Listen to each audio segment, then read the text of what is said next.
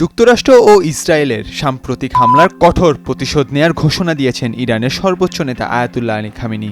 নিজের টুইটারে দেয়া এক বার্তায় ইসরায়েল ও ইহুদিদের কড়া হুঁশিয়ারি জানিয়েছেন তিনি।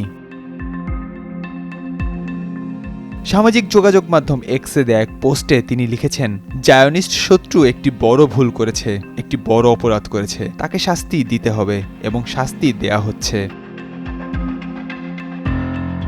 সেই বার্তার পরই ইসরায়েলে কড়া হামলা চালিয়েছে ইরান। চতুর্থ জেনারেশনে ব্যালিস্টিক ক্ষেপণাস্ত্র হামলা চালিয়েছে ইরান রোববার রাতে।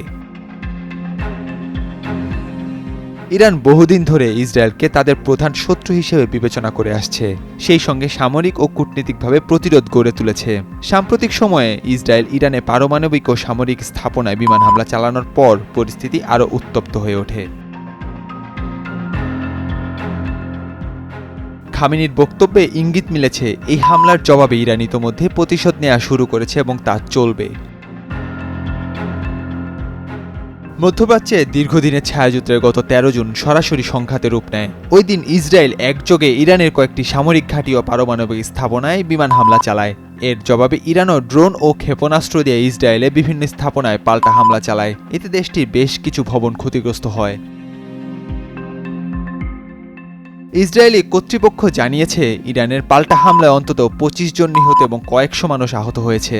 অপরদিকে ইরানের সরকারি বেসরকারি গণমাধ্যম বলছে ইসরায়েলি হামলায় ৬ শতাধিক নিহত ও ১৩০০-র বেশি আহত হয়েছে। এই পাল্টাপাল্টি হামলার মধ্যেই শনিবার রাতে যুক্তরাষ্ট্র ইরানের ৩টি পারমাণবিক স্থাপনায় হামলা চালায়। তবে জাতিসংঘের পরমাণু তত্ত্বাবধায়ক সংস্থা জানিয়েছে ওই হামলার পর সংশ্লিষ্ট এলাকাগুলোতে কোনো বিকিরণের বা অস্বাভাবিকতা দেখা যায়নি।